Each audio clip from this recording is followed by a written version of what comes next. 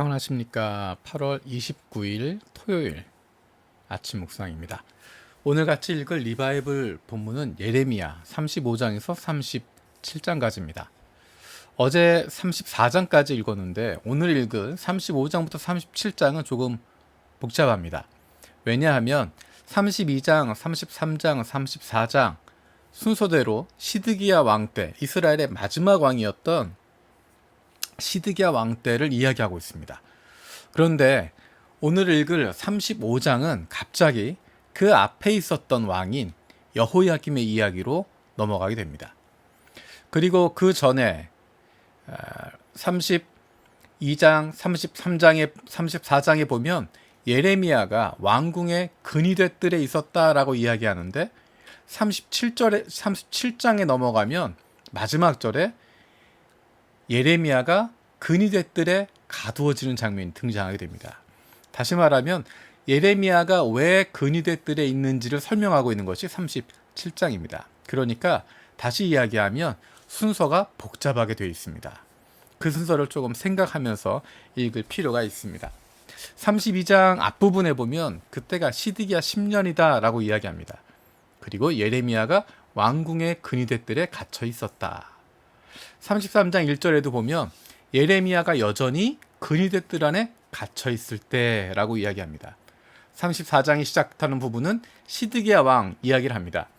34장 1절에 보면 바빌로니아 왕 느부갓네살이 자기의 모든 군대와 자기의 통치를 받는 땅의 모든 왕국과 모든 백성을 이끌고 예루살렘과 그 주변의 모든 성읍을 공격하고 있을 때 주님께서 예레미야에게 하신 말씀입니다. 2절에 보면 너는 어서 유다 왕 시드기야에게 가서 나의 말을 전해라 라고 이야기합니다. 그러니까 34장까지는 시드기야 시대였는데 35장, 36장은 그 앞선 왕이었던 여호야김 시대를 이야기합니다. 그러면서 특별히 여호야김 시대 가운데서도 35장에 보면 레갑 자손의 이야기가 나옵니다. 레갑 자손은 조상의 명령에 순종하는 사람들입니다. 하나님 명령도 아니고 자기 조상들이 명령했던 것, 그것에 순종하고 있었던 레갑 자손 이야기를 하면서 그것과 대조해서 하나님에게 불순종하고 있었던 유다 백성들, 유다의 왕에 대한 잘못을 더 크게 책망하는 부분이 등장합니다. 35장 지나서 36장에 보면 레갑 자손과는 전혀 반대되는 모습, 조상의 명령에 순종해서 포도주도 마시지 않고 장막에 거하면서 한 곳에 정착하지 않고 살아가는 레갑 자손의 이야기를 보여주고 36장에서는 하나님 말씀에 순종하지 않는 정도가 아니라 맞서고 있는, 하나님의 말씀에 대해서 맞서고 있는 왕의 모습 보여주고 있습니다. 얼마나 극단적인 대조인지 모르겠습니다. 36장 21절에서 26절에 보면 우리가 생각할 수 없는 장면이 등장합니다. 이 장면만 놓고 보면 도대체 이 왕이 누굴까 싶은 생각이 듭니다. 36장 21절에서 26절 말씀 제가 읽어보겠습니다. 전하는 말을 들은 왕은 여후디를 보내어 그 두루마리를 가져오게 하였다. 여후디가 서기관 엘리사마의 방에서 그 두루마리를 가져다가 왕과 왕의 곁에 서 있는 모든 고관들 앞에서 낭독하여 들려주었다. 그때는 9째 달이어서 왕이 겨울 별관에 머물렀으며 왕 앞에는 불피운 난로가 놓여 있었다. 그런데 여후디가 그 두루마리에서 서너 칸을 읽어 내려갈 때마다 왕은 읽은 부분을 서기관의 칼로 잘라내어서 난로에 던져 넣었다. 이렇게 왕은 온 두루마리를 다 난로 불에 태웠다. 그런데 왕과 그의 신하들 모두가 이 말씀을 다 듣고 나서도 두려워하거나 슬퍼하면서 자기의 옷을 찢지 않았다. 엘리단과 들라야와 그마랴가 왕에게 그 두루마리를 태우지 말도록 간청까지 했었으나 왕은 그들의 말을 듣지 않았다. 왕은 오히려 왕자 여라무엘을 비롯하여 이스리엘의 아들 스라야와 압디엘의 아들 셀레미야에게 명령하여 서기관 바룩과 예언자 예레미야를 체포하라고 하였다. 그러나 주님께서 그들을 숨기셨다. 하나님이 주신 말씀 예레미야를 통해서 이 두루마리에 기록해라 하셨던 하나님의 말씀, 그것을 듣고 왕이 그 말씀이 기록된 두루마리를 불에 태워버리는 것입니다. 이 왕이 어떤 왕일까요? 유다의 왕입니다. 유다의 왕 여호야김입니다. 그는 하나님을 대신해서 유다 백성을 다스리라고 부르심을 받은 다윗의 왕가에 있었던 왕입니다. 그런데 그 왕이 하나님의 말씀을 듣고 그것을 태워버렸다라고 이야기합니다. 왜 태워버렸을까요? 29절에 그 이유가 나옵니다. 하나님께서 예레미야에게 이야기하시는 것입니다. 유다 왕 여호야김에게 이 이야기 전해라 라고 하십니다. 나 주가 말한다. 너는 예레미야에게 왜 두루마리에다가 바빌로니아 왕이 틀림없이 와서 이 땅을 멸망시키고 사람과 짐승을 이 땅에서 멸절시킬 것이라고 기록하였느냐 하고 묻고는 그 두루마리를 태워버렸다 라고 하나님께서 말씀하십니다. 예레미야를 통하여서 심판의 메시지를 들었을 때 그 이야기를 들었으면 옷을 찢고 회개했어야 됐습니다.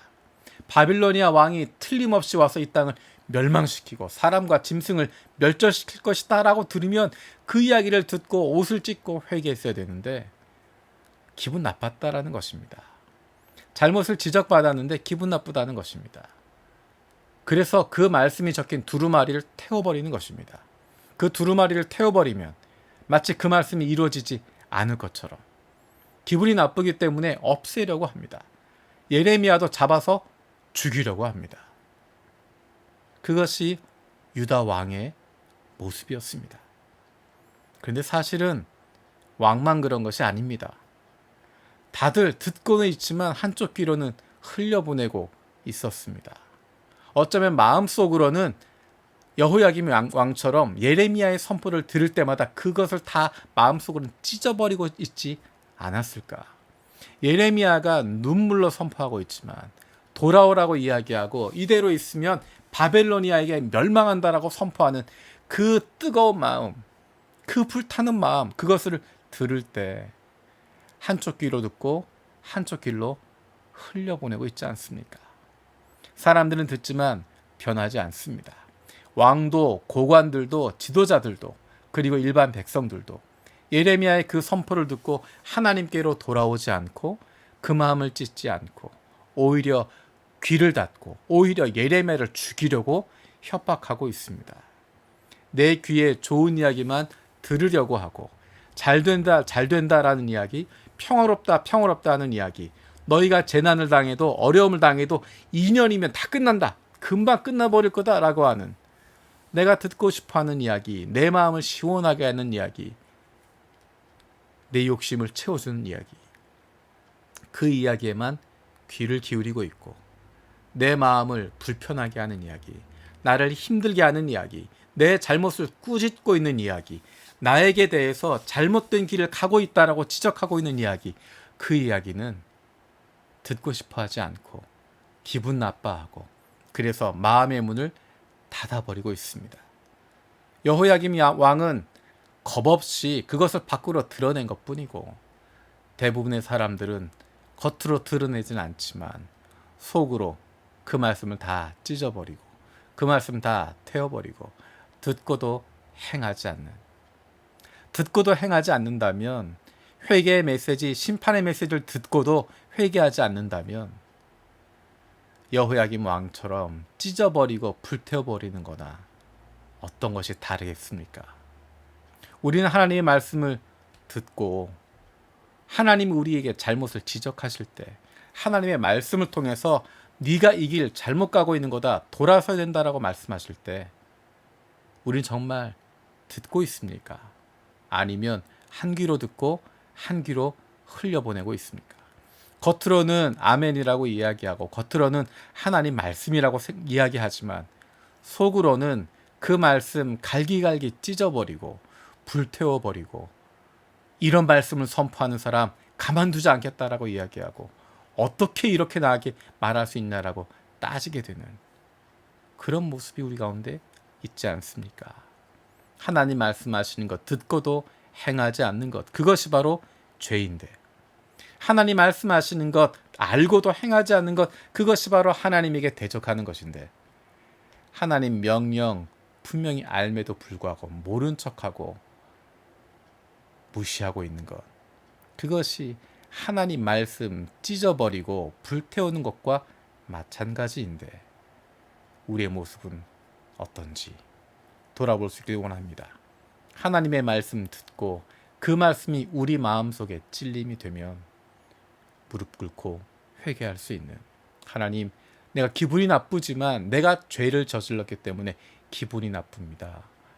내 마음, 내 잘못된 감정을 고쳐주시옵소서라고 기도할 수 있는, 하나님 앞에 겸손하게 무릎 꿇을 수 있는 믿음의 사람 되게 해달라고, 왕 되신 하나님 말씀에 귀를 기울이고 그 말씀에 순종할 수 있는 하나님 나라 백성 되게 해달라고, 아버지 하나님께서 말씀하시는 것, 그것 한 귀로 듣고 한 귀로 흘려보내는 사람이 아니라 아버지 하나님이 말씀하시는 것 듣고 순종할 수 있는 하나님 아버지의 사랑받는 아들과 딸 되게 해달라고, 그렇게 기도할 수 있는, 그리고 그렇게 순종할 수 있는 저 여러분들 되어지기 원합니다.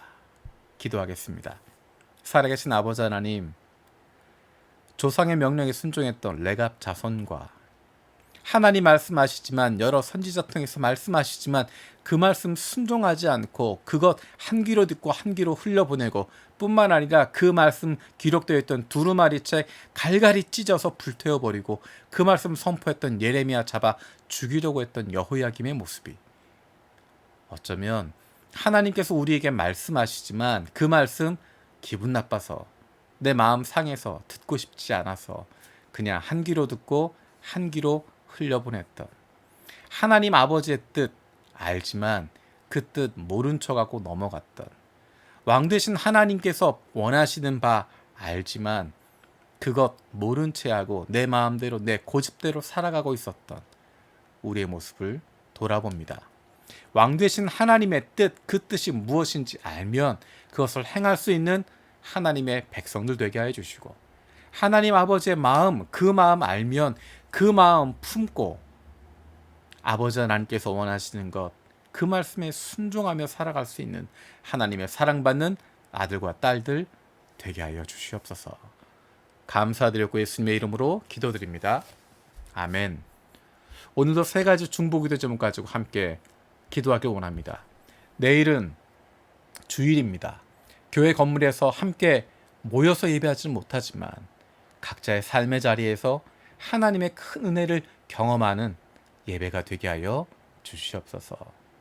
두 번째로 일본인 중심 분립 개척을 통해서 하나님께서 기뻐하시는 교회가 세워지게 하여 주시고 힘들고 어려운 상황 가운데 더욱 하나님이 기뻐하시는 일들이 펼쳐지게 하여 주시옵소서. 세 번째로 코로나19로 말미암아 힘들고 어려운 많은 사람들이 있습니다. 하나님께서 은혜를 베풀어 주셔서 코로나 상황이 빨리 안정되게 하여 주시고 회복되게 하여 주시고 치유되게 하여 주시옵소서. 8월의 마지막 주일을 앞두고 있습니다.